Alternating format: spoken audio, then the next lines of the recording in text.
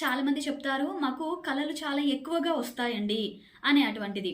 So కళలో ఏది కనిపిస్తే ఎలా జరుగుతుంది, సో దాని గురించినటువంటిది స్వప్న శాస్త్రం అండి. అది వేరే టాపిక్, దాన్ని కాసేపు పక్కన పెడదాము. కానీ ఒక వ్యక్తి జాతకంలో ఎలాంటి గ్రహస్థితి అనేది ఎక్కువగా ఈ జాతకుడికి కళలు వచ్చేలా ప్రేరేపిస్తుంది. అది చాలా మంచి కళలా, ఇబ్బంది పెట్టేవా, భయపెట్టేవా ఏంటి అనేది తర్వాత. కానీ ప్రతిరోజండి మేము నిద్రపోయాము అంటే మాకు కల వస్తుంది ఖచ్చితంగా అనేది చాలా మంది చెప్తూ ఉంటారు. సో ఆ గ్రహస్థితిని కనుక చూసుకున్నట్లయితే మొట్టమొదటిగా చూసుకోండి, మీ జన్మ లగ్నం నుండి సప్తమ స్థానంలో ఆహారము ఉంటది, నిద్ర ఉంటది.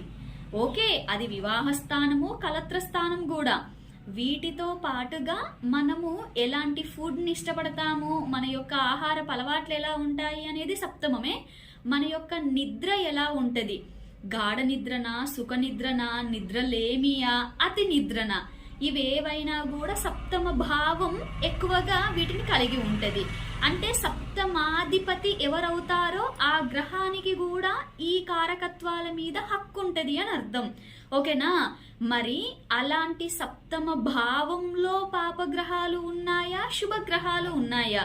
మళ్ళీ వేంది, మీ లగ్నాన్ని బట్టి శుభగ్రహాలు ఉన్నాయా, పాపగ్రహాలు ఉన్నాయా అలా చూసుకోండి. కానీ నైసర్గిక శుభగ్రహాలు వీళ్ళు ఉన్నారమ్మా హ్యాపీ అని అనుకోండి కాదు, నైసర్గిక పాపగ్రహాలు అనేసి పాపులు అనుకోవడానికి లేదు.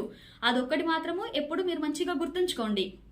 సో ఆ సప్తమ భావంలో ఎవరున్నారు అనే దాంతో పాటుగా సప్తమాధిపతి ఎక్కడున్నారు, ఇక్కడ 12 అనేది ఇంకా విపరీతమైనటువంటి, అంటే మన నిద్రా వ్యవస్థ నుండి మనం నిద్రలోకి జారుకున్న తర్వాత మనం ఇంకా ఏ విధంగా ఉంటాము, దాన్ని ఎలా అనుభవిస్తాము అనే అటువంటిది పూర్తిగా 12వ స్థానం సూచిస్తుంది. కాబట్టి సప్తమాధిపతి వచ్చి ఎవరికైతే 12లో ఉన్నారో లేదా 12ను చూస్తున్నారో ఇలాంటి వారికి కళలు ఎక్కువగా రావడానికి అవకాశాలు ఉంటాయి.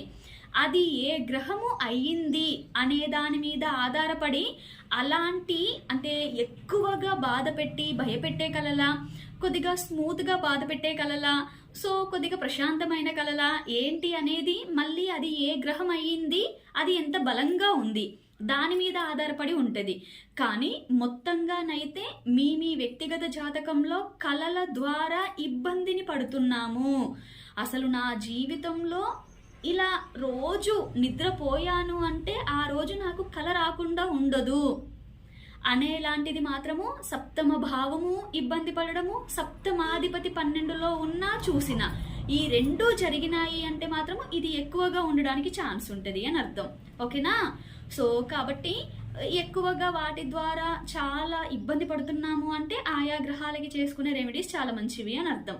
కాబట్టి ఇది ఇండివిజువల్గా ఎవరెవరి జాతకంలో ఏ ఏ గ్రహాలు అనేది చెక్ చేసుకొని దాని ఆధారంగా ముందుకు వెళ్ళండి. ఓకేనా? ఓకే అండి, అందరికీ నమస్తే.